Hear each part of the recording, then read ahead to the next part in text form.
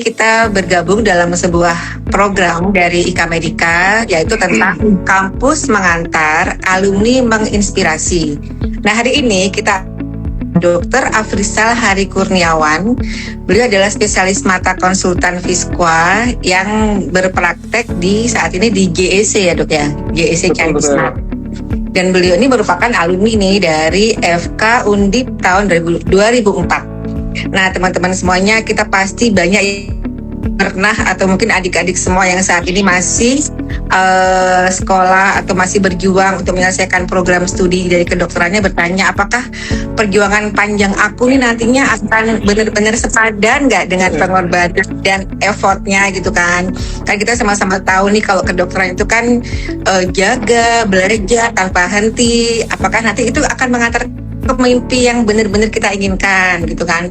Selama ini kalau misalnya kita mungkin pernah satu kos nih adik-adik semua atau teman-teman semua dengan teman-teman yang dari fakultas lain, itu mereka pada nongkrong.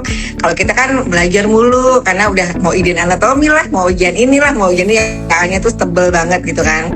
Jadi lewat talkshow hari ini kita harapannya akan menginspirasi, kita akan membuktikan bahwa kampus itu sebenarnya bukan hanya tempat belajar, tapi juga merupakan cara untuk membentuk arah hidup. Dan harapannya nanti di sini akan menjawab semua pertanyaan-pertanyaan kita bersama alumni FK Undip tentang karir inspiratif dari seorang dokter, di mana hari ini kita akan bertemu dengan Dr. Afrizal, spesialis mata Fiskwa. Nah ini memang vibe-nya Dr. Afrizal ini udah kayak opa Korea ya teman-teman ya.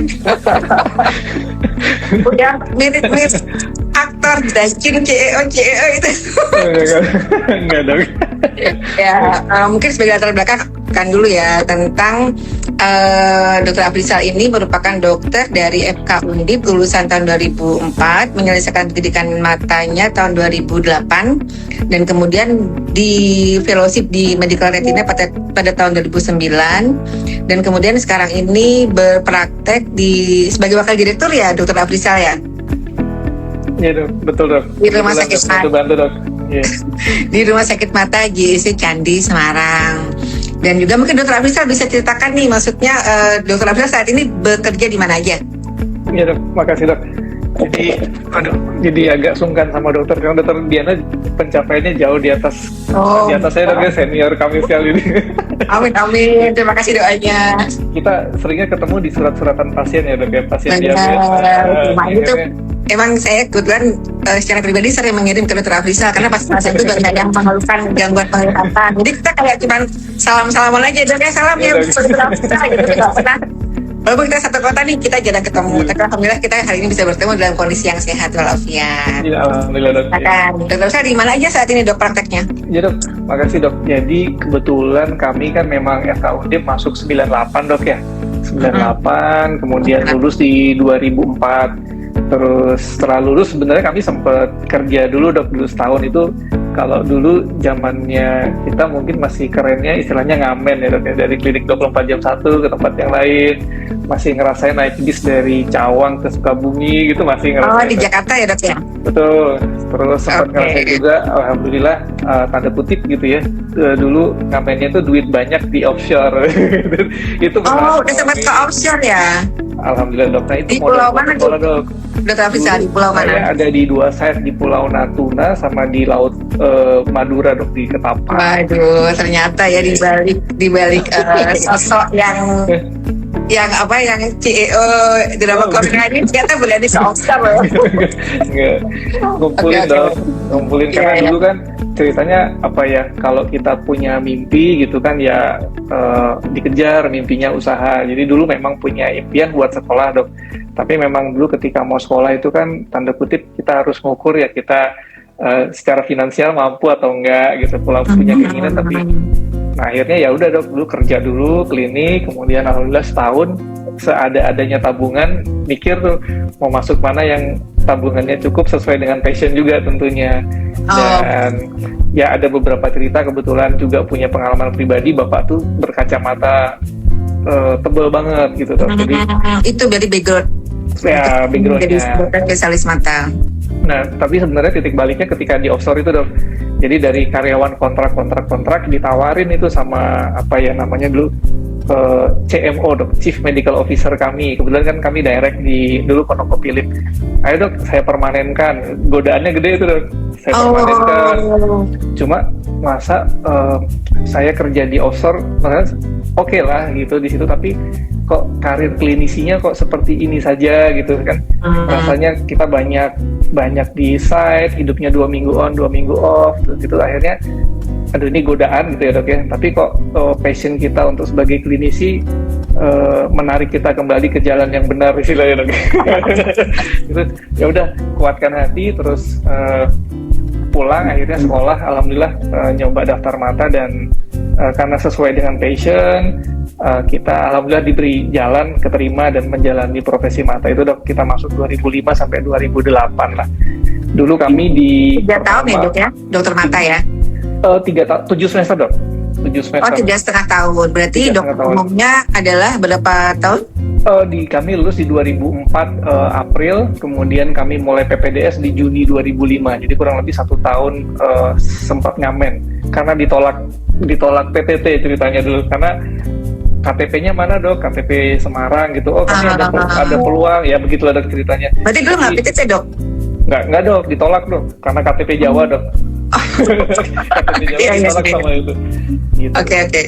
Jadi sampai 2008 kami lulus, alhamdulillah diberikan kelancaran sesuai apa ya, target 7 semester. Teman-teman guru-gurunya sangat kondusif ketika kami PPDS ya. Jadi nama PPDS itu kan godaannya banyak dok ya, capek lah segala macam. Jadi kebetulan diberikan teman satu angkatan yang sangat suportif ke kami gitu. Begitu kami mulai loyo, mereka memotivasi, jadi saling support tuh dok, saling support. Ayo kamu kurang kasus apa gitu ya. Jadi alhamdulillah ketika itu dikasih kelancaran gitu ya. Kami punya sparring temen untuk belajar ya, ujian sekali bisa lolos gitu sesuai target 7 semester selesai. Dan di 2008 juga kebetulan ketika itu PPDS selesai, kami diminta bantu waktu itu di bagian mata di RSDK dok, dan kami di Karyadi sampai 2022 kemarin.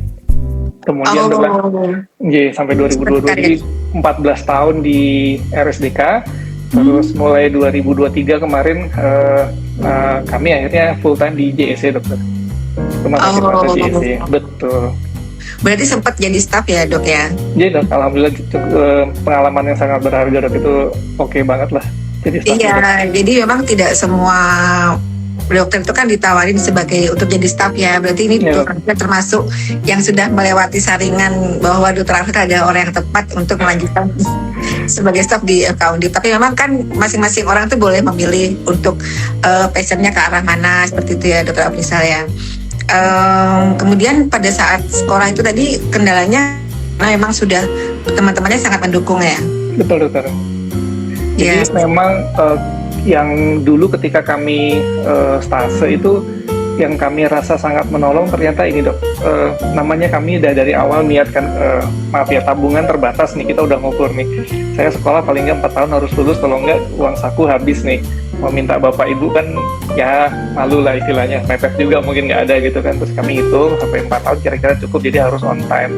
Nah untuk bisa on time itu memang kita harus punya schedule yang ketat dok, yang ketat. Dan kalau dulu ketika PPDS itu sistemnya ada rollingan, nanti maju kasus sekian, maju jurnal sekian gitu kan. Itu bisa dihitung sebenarnya dok, ketika kita maju kasus nanti mungkin 2 bulan 3 bulan nanti maju lagi. Dan kalau ketika kita maju itu, kalau jurnal kita bisa mudah dapat, tapi kalau ketika PPDS yang susah itu kan cari kasus dok, dapat kasus bagus yang dimajukan itu kadang-kadang waktunya nggak memungkinkan. Sehingga alhamdulillah ketika kami PPDS itu dapat kasus bagus gitu, misalkan di bulan Januari gitu ya, kami jadwalnya maju bulan Januari, 2 bulan sebelumnya itu kami udah punya tabungan dok, ada kasus yang dapat kita siap. Kemudian ketika ada stase lagi, kemudian giliran majunya masih berapa bulan lagi, kami udah punya tabungan kasus lagi, langsung dikerjakan, langsung dikonsulkan sama konsulennya. Kita matur, dok ini saya punya kasus bagus, rencana saya ajukan nanti ketika dapat rollingan maju gitu ya, tapi masih agak jauh, tapi saya mau siapkan dari sekarang. Nah ternyata menyiapkan di awal itu jadi tabungan dok, jadi tabungan yang harusnya maju 3 bulan.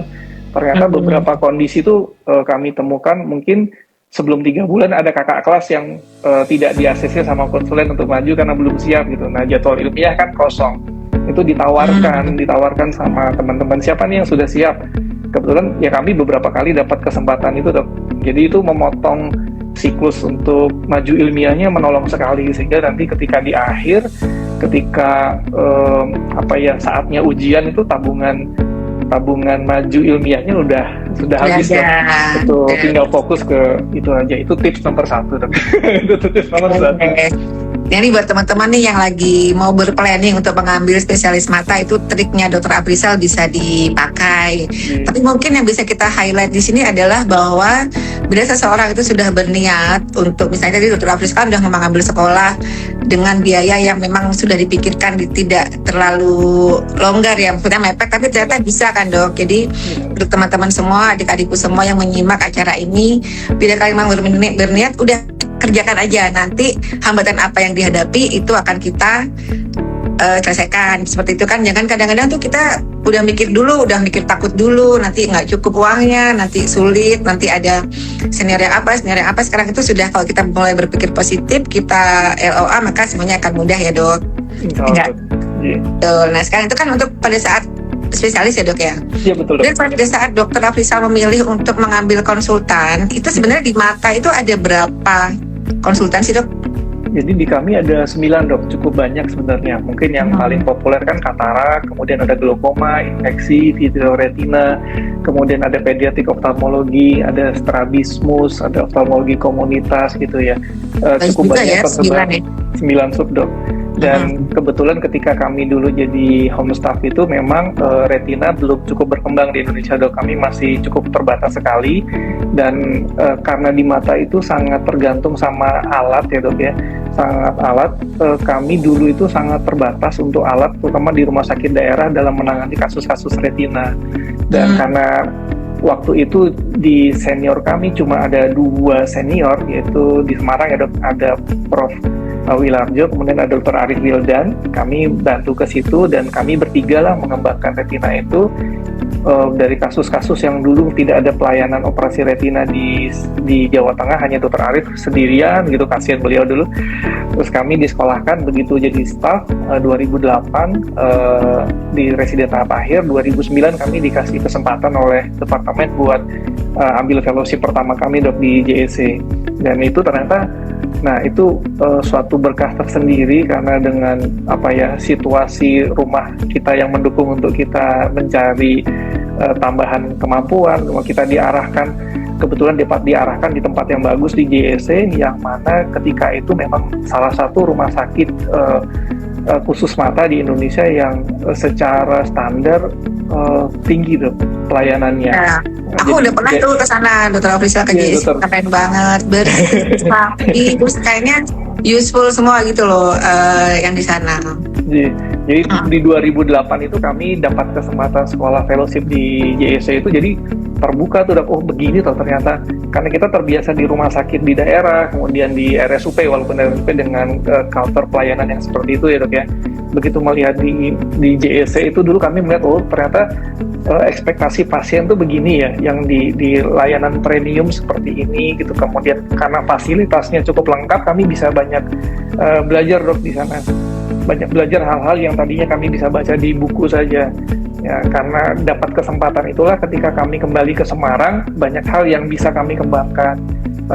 Mungkin ketika itu hal-hal awal adalah yang layanan vitrektomi itu dok, untuk kasus-kasus retina yang lepas, retinopati diabetika. Setelah kembali dari sana itu bersama Dr. Arif, kita di Karyadi itu kebetulan difasilitasi oleh kepala bagian untuk mengembangkan. Jadi alhamdulillah dalam beberapa tahun itu bisa berkembang pesat dok sampai sekarang. Tadinya untuk tindakan vitrektomi ketika kami selesai fellow di 2010-an lah dok ya, itu untuk satu Jawa Tengah memang hanya Dr. Arif Wildan dan saya yang melayani. Jadi memang penumpukan kasusnya kayak backlog dok. Kami sendiri udah nggak, tanda kutip, nggak sanggup lah gitu. Seperti itu.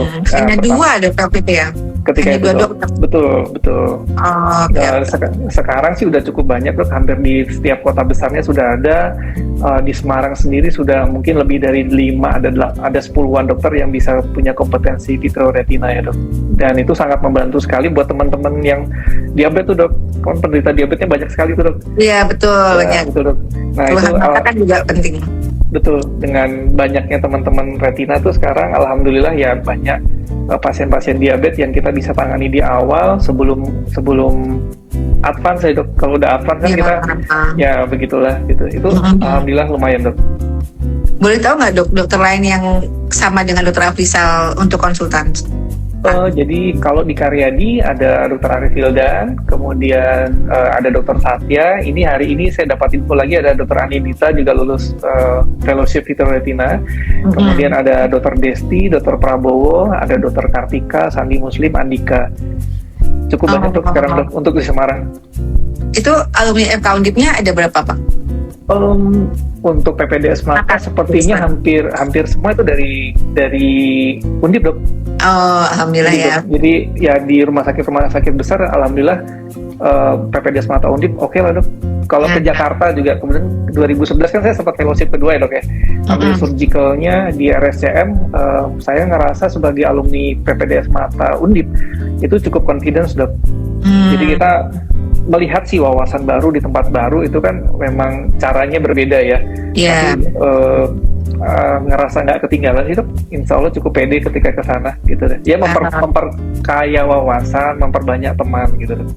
Oke, alhamdulillah ya. Berarti FK Undip cukup dapat dipertimbangkan ya untuk teman-teman, baik sebagai FK Undipnya sendiri PPDS 1 dan PPDS 1 ataupun dengan spesialis mata konsultannya juga ya dok. Betul dok. Nah kalau ini ada SPM spesialis mata konsultan Visqua itu apa dok? Visqua itu fellowship dok. gelarnya dokter Afrizal banyak nih teman-teman. Enggak dok. Jadi karena kebetulan saat ini kami kan di Jakarta Center dok, kebetulan membantu sebagai di Direktorat Umum gitu ya. Karena selama ini sebagai orang medis begitu jatuh di struktural itu kan merasa nggak punya ilmu ya dok ya. Kalau dipasrahin sebagai wadir, aduh ilmunya apa ya? Memang itu ilmu manajemen ya. Tapi kan kita nggak punya dasarnya selama ini. Jadi ya selain saat ini kebetulan saya sedang ngambil MMR dok di UGM sambil jalan gitu ya. Mudah-mudahan ya rumah sakit mudah-mudahan wisuda akhir tahun ini dok. Nah itu Ngambil di mana dok? UGM dok. Oh alhamdulillah. UGM. Nah sambil jalan itu yang jalur formalnya kita ada Visqua-nya, Fellowship Internal Safety tentang keselamatan pasien. Itu bisa online dok, teman-teman yang punya interest terhadap patient safety bisa ambil itu course website base. Nanti ada modul-modulnya bisa kita pelajarin, ada post testnya yang bisa kita ambil di sana. Kalau nanti masuk passing grade dapat gelar fellowship Visqua dok. Dan itu menurut saya pribadi banyak manfaatnya dok, karena bicara tentang patient safety ya kaitannya sama kondisi kita sehari-hari. Tidak hanya sebagai medis, tapi perspektif sebagai manajemen, dan itu komprehensif dok. Ya. Berarti kan dari sini kita bisa mengambil kesimpulan bahwa seorang dokter Afrizal yang dulu sudah mendapatkan tawaran gaji tinggi di offshore, tetapi tetap ingin mengeksplor kemampuan klinisinya semaksimal mungkin, dan ternyata setelah mencapai gelar konsultan dan sudah pasiennya malah melintang nih, banyak banget nih, sudah sampai selebgram juga jadi pasien dokter Afrizal, itu aku lihat pasien aku juga. Dan ternyata sekarang dokter Afrizal itu juga bisa loh mendiversifikasi keahliannya dengan cara mendalami manajerial rumah sakit. Semoga sukses ya dokter Afrizal. Ya, dokter. Nah sekarang aku pengen tahu nih, sebenarnya dokter Afrizal ini dulunya pada saat jadi dokter, pada saat sekolah nih di FK Undip tuh adalah seorang mahasiswa yang gimana sih? Apakah mahasiswa yang aktif atau yang gimana gitu ya? Silakan. Enggak dok, ini ada, kalau saya lihat dari yang join live ini ada beberapa teman saya dok, jadi nggak bisa. Ini ada, kita sama dulu ya, ada Dr. Novita, halo ini sobat aku nih Dr. Novita, kemudian Dr. Rio, Dr. Budi. Itu Dr. Rio, Dr. Budi teman main saya dok. Jadi dokter spesialis mata juga. Bukan, itu mereka dokter ortopedi dok. Oh, tapi alumni Undip dok. Satu angkatan. Dr. Rio di Jakarta, Dr. Budi itu malah orto di Bandung dok. Oh, keren ya berarti teman-temannya ya. Nah itu dok, hebatnya nih dok, dulu tuh saya nggak kutu buku banget sih dok, saya hobi baca, tapi ketika jam kuliah selesai jam 4 itu masih bisa main ke kos teman-teman, nongkrong gitu, kami masih main bola bareng, main basket bareng gitu ya, malam masih nonton Shinchan segala macam itu, masih ada kesempatan buat menikmati hidup gitu dok. Tapi memang ketika saatnya ujian, alhamdulillah tuh teman-teman juga memang apa ya, kondusif ya dok ya. Situasinya ya nggak ngajak main, nggak ngajak, tapi belajar bareng walaupun bahas soal gitu. Dan itu nggak cuma sekedar bahas soal, tapi ada brainstormingnya, ada reasoningnya. Ini kenapa sih jawabannya ini gitu ya? Karena kami cukup banyak orangnya gitu ya. Kalau dibaca satu buku langsung satu sendiri itu kan mungkin Iya, nggak selesai beratnya. Jadi biasanya pada bagi tugas tuh, kamu baca ini, nanti ketika bahas soal itu muncul tuh, oh ini alasannya gini-gini. Jadi lebih mempercepat kita memahami dok. Tetap iya, bisa, betul. tetap belajar wajib, tapi main juga membuat hidup lebih ringan kok dok. Ya, jadi buat teman-teman, adik-adikku semuanya yang saat ini di FK Undip, memang sih kita tuh atlasnya aja udah tebel, ya kamusnya juga tebel. Tapi ternyata sesuai dengan Dokter Isal tadi sampaikan bahwa kalau kita tuh belajarnya kelompok, maka akan ada pembagian tugas untuk misalnya sini belajar ini belajar ini, dan kemudian didiskusikan bersama.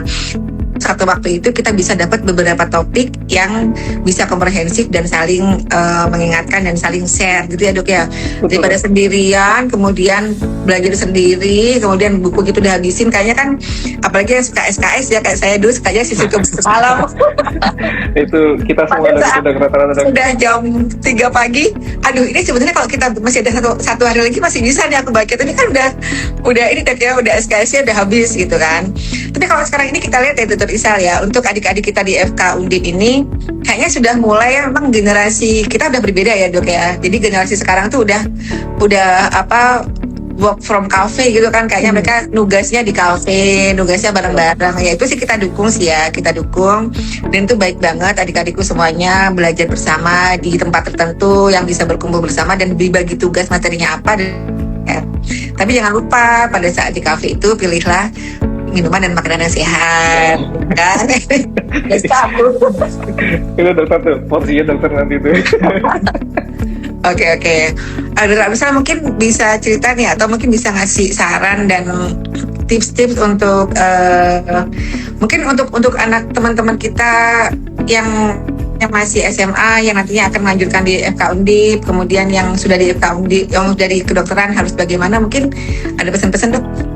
Ya, jadi ya memang satu memang panggilan dari hati ya dok ya. Artinya ketika nanti kita memutuskan untuk FK itu memang harus ada mindful ya di kita ya, bahwa oke, kita ambil FK, kita punya nanti harus belajar karena nanti kita bertanggung jawab terhadap manusia nih dok, people ya, dimana sebenarnya seharusnya kita udah diberikan kesempatan untuk menambah wawasan, menambah ilmu sebagai bentuk tanggung jawab kompetensi kita.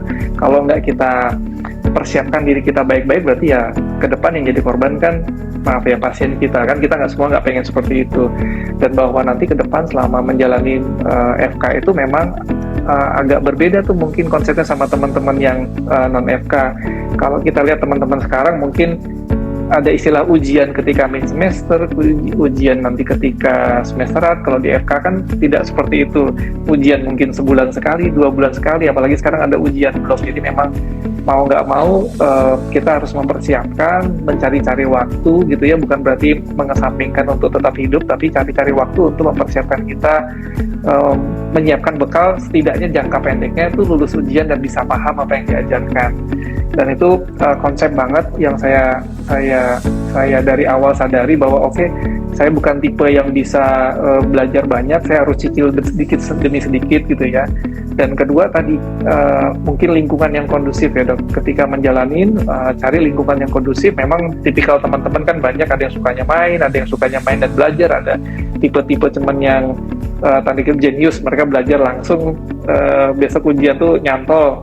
Kita kan tahu kita seperti apa, jadi rasanya punya teman-teman dengan positive vibes itu penting. Nanti kita bisa ikut driven dengan environmentalnya yang terbentuk itu, sampai nanti kita ya alhamdulillah bisa selesaikan dengan target yang baik lah dok, itu dok. Gitu. Oke, jadi memang kita harus niat dulu, suka dulu, jadi tidak dengan paksaan orang tua gitu ya, Dokter Wisal ya. Dan kemudian pada saat kita sudah masuk ke dalam FK Undip ini, kita harus berpikir bahwa kita memang yang kita tangani ini manusia gitu kan. Beda kalau misalnya kita tangani ini mungkin dari mesin atau radio, kalau misalnya radionya nggak mesin, terusnya kita gantinya ya. Kalau manusia kan jadi kita emang harus benar-benar harus tekun, tapi tetap step by step ada tahapannya dan pasti bisa gitu kan dok. Bisa dok. Anak Undip bisa dok. Udah pilihan, kalau masuk Undip mah udah pilihan. Oke. Aku nanya satu lagi nih dok ya. Dulu Dokter Isal itu milih mata karena apa dok? Spesialis mata. Jadi ketika koas itu bayangannya malah pengennya objin dok sebenarnya. Kan ya impian dokter secara umum tuh objin, bedah, internis begitu bagian ya. Bagian besar. Yeah. Tapi kebetulan ketika dulu masuk ke koas itu kebetulan tuh waktu itu dok, saya tuh peralihan antara angkatan 97 sama 98 masuk koas, dan angkatan pertama kalau nggak salah tuh ada istilahnya komprehensif, jadi teman-teman stase kompre. Nah kebetulan di angkatan 98 tuh ada 5 orang yang KTI-nya, lagi-lagi dok, alhamdulillahnya saya selesai KTI lebih awal dibanding teman-teman. Berarti itu karena dapat kesempatan dari ada penelitian dosen pembimbing gitu ya, ditawarin, yuk siapa mau mulai penelitian di PA, kami semester 3 udah mulai nyicil KTI, teman-teman kan rata-rata di semester 5. Nah lagi-lagi ternyata kita nggak tahu tuh dok, sesuatu yang kita kerjakan di awal itu ujung-ujungnya, ini saya udah 2 kali nemuin ya dok ya, ketika S1 itu saya ngambil KTI dulu, ternyata lulusnya bisa menyingkat 6 bulan dibanding teman-teman yang lain. Kedua, ketika tadi di PPDS ya, saya punya tabungan kasus, ternyata ini bisa membuat saya on time. Jadi menurut saya jangan menunda pekerjaan, kalau ada kesempatan memang datang di awal, siapkan. Kesempatan itu kan kita bukan privilege gitu ya, kita memang ada kesempatan yang kosong bisa diambil oleh siapapun, dikerjakan di awal, ternyata itu bisa selesai lebih cepat. Dan ketika masuk koas itu sayangnya dok, kami cuma berlima di angkatan kami itu langsung masuk objin pertama kalinya. Jadi tadinya bayangannya ya, jadinya begitu kami teman-teman masih intensif, kami udah langsung masuk stase objin, dan angkatan 97 tuh hanya tinggal sisa-sisa. Jadi di objin itu kami hanya berlima dok. Itu rasanya pontang-panting dok. Jadi yang tadinya semangat masuk objin kok capeknya begini ya. Jadi ilfil ya? Jadi objin, jadi bukan ilfil tapi aduh kayaknya mungkin nggak cocok nih buat saya nih. Sayanya yang nggak sanggup seperti itu. Nah itu akhirnya switch ke tempat lain yang saya suka baca, tapi saya juga suka tindakan dok gitu ya. Kita kompromi kedua tindakan itu. Kalau bedah saya memang dari awal rasanya kok bukan feel-nya saya di sana.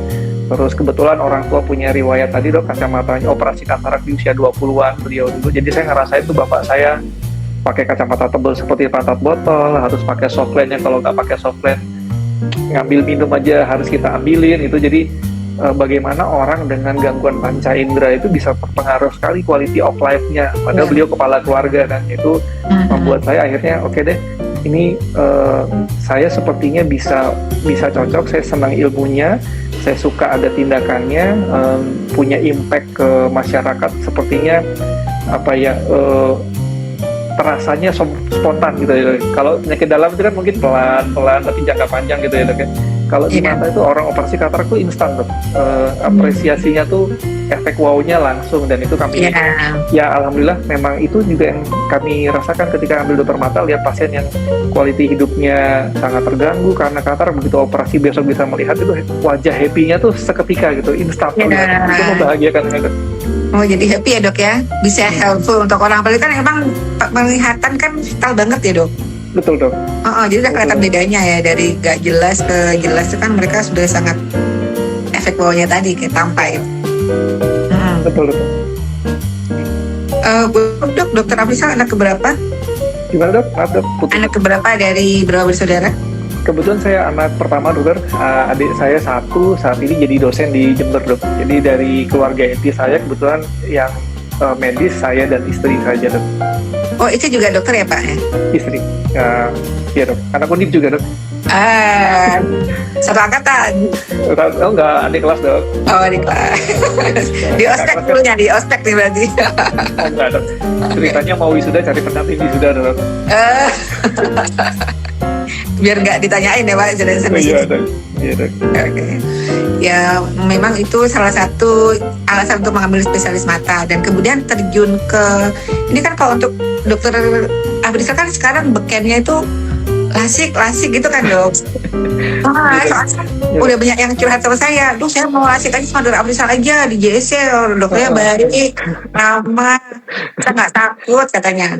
Terus ada lagi lasik sama relax smile tuh maksudnya apa sih dok? Dokter Afrizal pernah menjalani lasik dan relax smile training di Jakarta Eye Center, dan kemudian aku sempat lihat tuh relax smile itu di-upload sama seorang selebgram tuh, kayaknya dia puas banget sama dokter Afrizal. Itu benar nggak dok? Apa tuh dok? Jadi memang kalau basicnya saya konsultannya di Kitiro-Retina dok. Terus kebetulan kami juga dapat kesempatan ya di era waktu itu belum terlalu banyak yang mengerjakan katarak, dan secara kolegium kami dimungkinkan ngambil kompetensi tambahan. Jadi secara kolegium kami diakuin memiliki 2 kompetensi tambahan. Yang satu adalah katarak dok. Katarak itu masuk kompetensi tambahan kami yang kami ajukan. Kemudian ada satu lagi bedah refraktif. Jadi termasuk relax dan smile. Nah, relax smile ini adalah sebenarnya gini dok. Ada orang-orang dengan kacamata, orang muda ya dok ya. Problemnya kacamata entah minus, plus atau silinder gitu ya. Dan itu kan sebenarnya pada kondisi-kondisi tertentu mengganggu mereka beraktivitas. Walaupun dengan kacamata itu penglihatannya sebenarnya bagus, tapi kacamatanya sendiri kan itu mengganggu beraktivitas. Mungkin contoh misalkan pakai kacamata makan Indomie rebus itu uapnya kan langsung kabur gitu. Itu contoh sederhana dok. Dia mau main pedal nggak bisa gitu, nggak bisa dengan kacamata, nah itu susah. Nah ada teknologi namanya lasik lah dok. Orang awam tuh taunya lasik gitu ya. Jadi permukaan korneanya yang cembung itu kita rubah dengan teknologi laser, sehingga kita bisa targetkan dengan kondisi yang memenuhi syarat gitu ya. Nanti kita bisa rubah korneanya dengan laser sangat presisi untuk menghilangkan minus, plus maupun silindernya. Nah itu lasik. Nah relax smile itu adalah pengembangan lebih lanjut dok dari lasik itu. Jadi dari sisi konsep tindakannya, kalau yang lasik itu ada flap yang dibuka gitu ya, dari lapisan kornea ada flap gitu ya dok ya. Kalau yang relax smile nggak perlu ada flap, sehingga lukanya lebih kecil. Karena luka lebih kecil dia stability korneanya lebih baik, tindakannya juga jauh lebih cepat, recovery-nya jauh lebih cepat, resiko komplikasi terkait tindakannya juga jauh. Walaupun lasik sudah bagus sekali, relax smile lebih kecil dari itu, sehingga pasien-pasien yang tadi tanda kutip quality of life-nya terganggu karena penggunaan kacamata, ini dengan lasik, relax smile ini mereka bisa bebas beraktivitas tanpa kacamata dok. Seperti itu. Oh, tapi dua-duanya itu sama-sama untuk membuat mata lebih jernih dan nggak usah pakai kacamata lagi ya, betul, dokter Ismail? Betul, dokter. Ya, hanya berbeda teknik pendekatannya. Relax smile boleh dikatakan lasik dengan generasi baru lah, dok, istilahnya. Oh, gitu ya. Bisa dikerjakan juga di Candi Eye Center ya, dok? Alhamdulillah kami difasilitasi di sini. Ada banyak, dok. Ada 8 dokter yang ngerjain relax smile di sini. Oh, saya salah satunya. Oke, baik. Jadi kalau misalnya ke JSC nggak usah perlu ngantri, udah ada 8 dokter yang standby, dipilih yang mana? Mau yang dipilih seperti yang CDO Drakos atau yang CEO Draci atau yang Eoni bebas ya dok. Oke. Nah terus dokter juga pernah menjalani course di India ya dok ya. Di India itu refractive surgery course untuk lasik, presbiop dan smile. Jadi presbiop untuk orang-orang yang udah usia plus ya, bisa pakai kacamata lagi dok? Jadi ada salah satu sebenarnya dengan lasik sama relax smile itu juga sebenarnya dengan pendekatan tertentu dari konsultasi ya dok. Nanti kita bisa tahu tuh kebutuhan pasien seperti apa. Umumnya kita kan kalau orang minus sama plus tuh kita targetin lihat jauhnya 0 ya dok ya.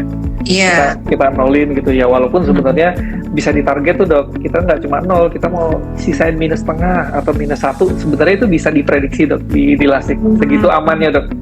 Segitu amannya. Jadi diskusi ya pada saat seorang akan dilakukan lasik, akan dilakukan relax smile ataupun terapi untuk presbio itu harus ada diskusinya, diskusi dulu ya. Betul. Harus kembali ke kapan kembali ke kebutuhan berapa dianya apa.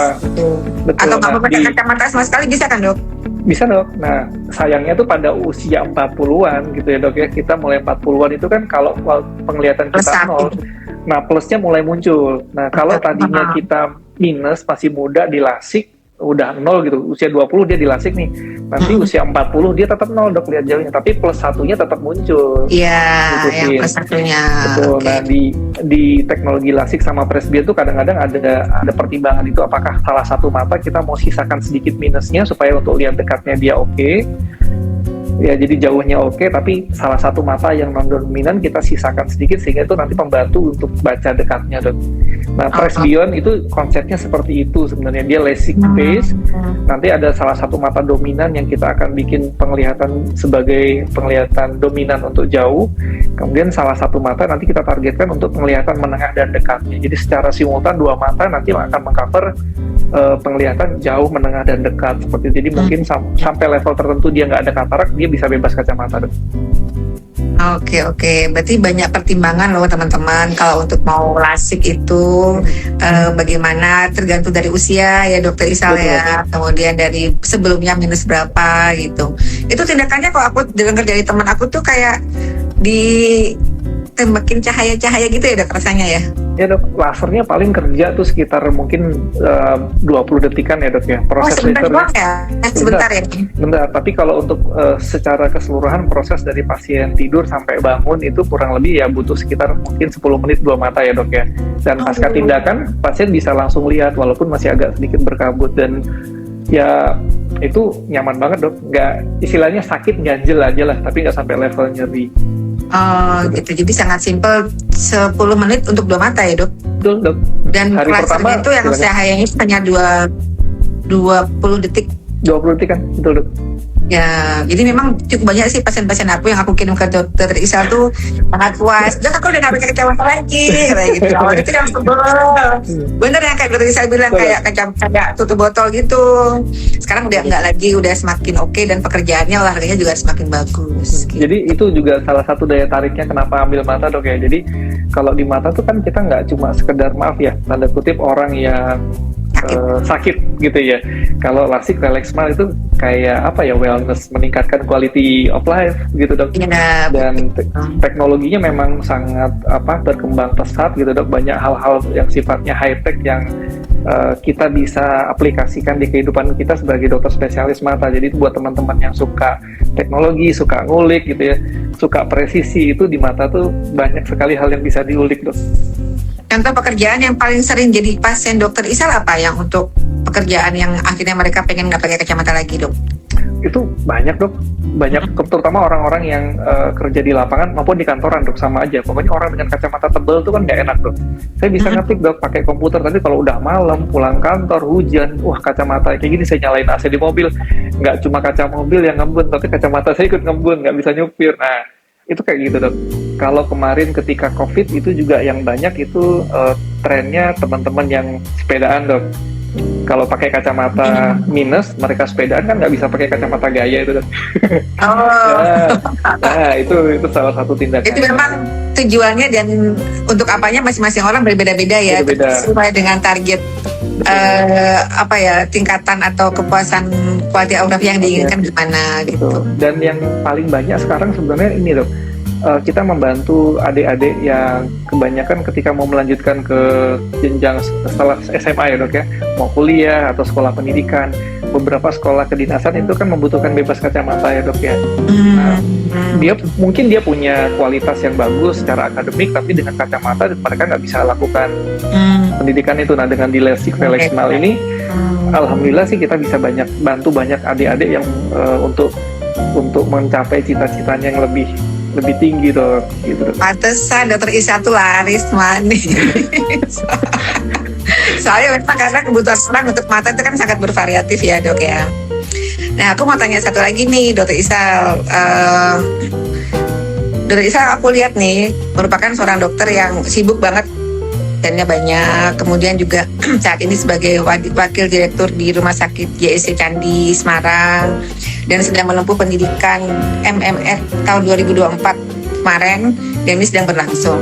Tapi aku lihat Dokter Isa tuh, ini ada yang komen nih, dia bilang kagum sama Dokter Isa karena selalu muda katanya gitu. Nah, aku pengen tahu nih tips Dokter Isa supaya tetap smile face like right now walaupun sibuk, itu apa Dok kiat-kiatnya?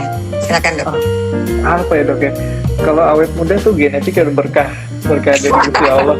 Lewat bapak ibu saya ya, genetik kita nggak bisa rubah. Oke. Ya mereka yang cukupi gizi saya itu ya alhamdulillah. Terus tapi yang selebihnya memang karena kita banyak di lingkungan kerja ya Dok ya. Jadi memang pengaruh dari lingkungan kerja tuh berpengaruh juga. Bagaimana kita dapat lingkungan kerja yang positive vibes gitu ya, lingkungan kerjanya happy. Yang dibicarakan banyak hal-hal baik itu kan secara tidak langsung terpatri di kita. Kemudian kebetulan juga ya tipikal pasien-pasien kita, walaupun memang ada kasus-kasus yang mungkin kita nggak bisa berikan sesuai ekspektasi, tapi kebetulan juga kita ketemu banyak pasien-pasien yang tadi dari sangat terganggu menjadi happy sekali, dan senangnya pasien, happy-nya pasien itu juga secara tidak langsung menular ke kita. Dan kalau kita happy juga ternyata pasien itu juga lebih senang juga. Oh, dokternya kelihatan happy nih. Ya, karena lingkungannya udah positif semua, Dok. Ya, itu sih Dok rasanya Dok ya. Lingkungannya sangat berperan membentuk kita ya Dok. Iya, betul. Dokter Afrisa ini merupakan seorang dokter yang beruntung karena memang berada lingkungan yang sangat tepat, yang sangat mendukung. Dan seperti Dokter Afrisa tadi sampaikan juga bahwa mata itu kan perubahannya sangat nyata, dari yang kabur kemudian terang, nggak pakai kacamata tebal jadi nggak pakai kacamata. Jadi kayaknya perubahannya itu membuat seorang pasien itu merasa puas dan happy, dan itu menular ke Dokter Afrisa. Jadi untuk teman-temanku, adik-adikku semuanya yang saat ini sedang menempuh pendidikan dokter, memang seorang dokter itu adalah sebuah profesi yang dimana kita di samping memang profesi untuk kita mencari nafkah, kita mendapatkan pahala dan manfaat atau kepuasan dari orang lain. Jadi dari situ nggak terasa sambil bekerja kita juga bisa sambil beramal juga. Dan nggak jarang juga mungkin Dokter Afrisa juga merasakan bahwa pasien-pasien kita itu yang merasa puas juga mendoakan kita. Dokter Afrisa sehat terus, bla bla bla, kan sering kan Dok? Iya Dok. Kan seperti itu. Dan ini ada yang testimoni nih dari Sandi Novia, Dokter Afrisa selalu ramah ke pasiennya. Saya sudah 8 tahun ditangani beliau. Nah di sini kita bisa tahu ya teman-teman bahwa Dokter Afrisa ini tidak memilih, tidak semuanya sama, pelayanannya itu adalah sama. Dan juga ini ada yang komen lagi. Alhamdulillah dari Diana Nanda 30. Alhamdulillah saya pasca Relax Smile di JSC dengan Dokter Afrisa, dokternya ramah, pelayanannya di JSC cepat. Terima kasih Dok. Itu ya nggak Dok? Setuju nggak Dok? Kalau profesi dokter itu adalah sebuah profesi yang sangat mudah untuk mencari ladang amal juga. Betul Dok. Kita lihat pasien happy aja tuh udah walaupun capek kita juga happy kok Dok. Alhamdulillah itu luar biasa ya Dok. Betul. Nah, untuk teman-teman yang memang sudah berniat menjadi dokter atau mungkin sebelumnya masih ragu-ragu apakah aku akan menjadi dokter juga seperti orang tua atau mungkin yang lain-lain, itu teman-teman harus paham bahwa di sini di balik jerih payah kita untuk belajar dengan tekun dan lebih lama waktu sekolahnya, tapi di balik itu kita bisa belajar, bekerja, dan beramal dalam satu kali periode gitu ya Dok ya. Nah kemudian ini ini sudah 18:06 nih, sudah mulai waktunya maghrib ya Dok. Ya. Jadi nggak terasa ya teman-teman dan adik-adikku, kebanyakan kita di sini sudah cukup banyak ya. Jadi kita berterima kasih juga nih sama Dokter Afrisa sudah memberikan banyak insight bagi calon dokter yang bahwa misalnya kalau ada kemauan pasti ada jalan, ada kemauan pasti ada biaya yang dapat kita penuhi, dan kalau ada kemauan pasti nanti lingkungannya juga akan bisa mendukung seperti itu. Nah ini sharingnya memang sangat inspiratif dan sangat bermanfaat ya Dokter Afrisa ya untuk teman-teman Undip semuanya, bahwa kita sudah sama-sama tahu nih bahwa dari proses sepanjang sekolah kedokteran yang 6 sampai 7 tahun, kemudian sekolah spesialis yang 3,5 tahun. Nah, proses ini benar-benar bisa mengantarkan kita kepada mimpi kita, asalkan dijalani dengan niat dan dijalani dengan keberanian ya Dokter Afrizal ya. Tadi kan Dokter Afrizal udah dari biaya udah ngitung-ngitung, ternyata berani deh ambil aja, ternyata juga bisa seperti itu. Jadi kalau kita mau pasti kita bisa. Kalau ada niat pasti insya Allah akan bisa. Karena kalau bisa, kalau nggak ada niat, nggak ada kemauan kan nggak mungkin ya kan Dok? Betul, dan harus bertanggung jawab ya Dok ya. Jadi kita harus kalkulasi dulu dengan akurat, dan keputusan yang kita ambil ya kita pertanggungjawabkan, kita komit ke situ supaya bisa sesuai skenario-nya. Ya, jadi niat, kemudian bertanggung jawab dengan niat itu, dan kemudian berdoa, belajar supaya sesuai dengan yang diinginkan. Gitu ya Dok. Dokter Afrizal ada nggak kira-kira kata-kata penutup untuk teman-teman? Jadi ya apa ya Dok ya? Rasanya saya cukup bangga ya Dok, pokoknya karena di forumnya IKA Medika saya bersyukur sekali gitu ya, pernah menjalani pendidikan di FK Undip gitu ya. Banyak hal positif yang membantu kita untuk membangun karir di masa depan kita secara karir ya Dok. Dan juga ternyata kesempatan untuk berkiprah karena kita ada di FK Undip itu juga karena FK Undip itu bagus gitu ya, banyak tempat lain yang juga ternyata memberikan kesempatan ke kita Dok gitu ya. Jadi jangan takut bersaing dengan tanda kutip nama-nama FK besar yang lebih lama dibanding Undip gitu ya. Ternyata FK Undip tuh bisa kok kita dianggap baik juga gitu. Alumni kita tuh ternyata juga punya karir yang bagus-bagus dan punya kemampuan yang bisa bersaing gitu Dokter. Jadi selamat buat teman-teman yang sekarang di FK Undip, ya pertahankan, jaga nama baik ke depannya gitu Dok. Tetap berusaha capai cita-citanya. Oke, jadi FK Undip adalah sebuah wadah pendidikan fakultas kedokteran yang cukup banyak dipertimbangkan, dan saat ini juga sudah menduduki banyak posisi-posisi penting ya untuk teman-teman seangkatan kita ya Dokter Afrizal ya. Jadi untuk teman-teman yang sedang sekolah di FK Undip, tetap bangga loh jadi mahasiswa FK Undip. Dan untuk yang belum mengambil FK, jangan ragu-ragu, ayo ke Undip supaya Undip aja dulu. Ya, oke. Terima kasih Dokter Afrizal, Dokter Isal untuk acara hari ini dari kepengurusan Ikatan Alumni FK Undip Semarang. Mengucapkan terima kasih atas sharingnya. Semoga adik-adik kita banyak mendapatkan manfaat. Kita yang mungkin sedang bingung apakah lasik itu apa, apakah beresiko, bisa menjalani juga dengan sistem relaxmal, dan nanti bisa konsultasi lebih lanjut dengan Dokter Isal. Demikian Dokter Isal untuk acara hari ini. Sukses selalu. Sampai jumpa. Assalamualaikum. Sukses. Waalaikumsalam warahmatullahi wabarakatuh.